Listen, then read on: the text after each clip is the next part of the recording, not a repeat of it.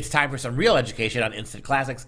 And more I'm gravitating to finding really smart, really important historical figures are complete smartasses and know how to satirize idiots.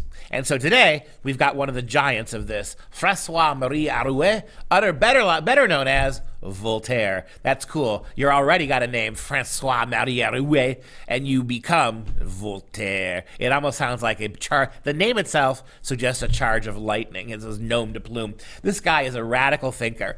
He was an atheist for much of his life, but he believed in it. But he was also a deist. Even though he denied certain aspects of God, he didn't deny God entirely. He made fun of all the power brokers of his day. That included the Catholic Church. That included religion. But boy, what a remarkably sensitive and look at him as if it's possible. We did Mark Twain a couple weeks ago, and as good as Mark Twain was, this guy's better.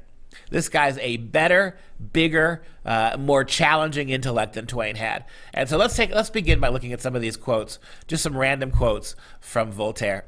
He says, "A state can be no better than the citizens of which it is composed.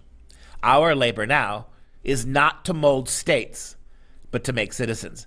And my God, this is 200 years, this is almost 300 years ago. And you have a guy who's pointed out the problem in America today. We are too busy molding the state, the collective state. We are too busy forcing kids to conform to statist models of education.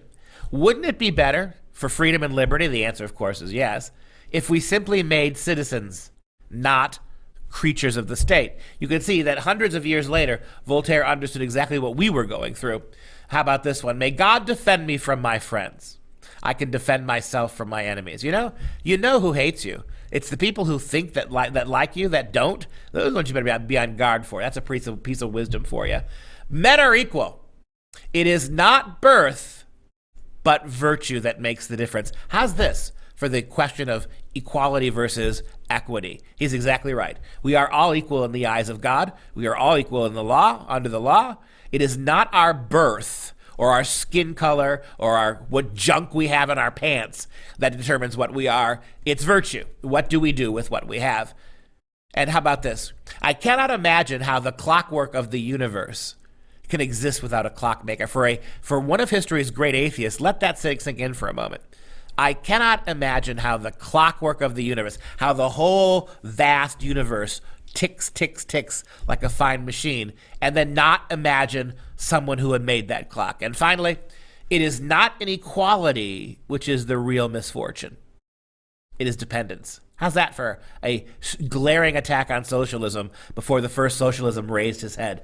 It is not inequality that we suffer from. That's what the social justice warriors say.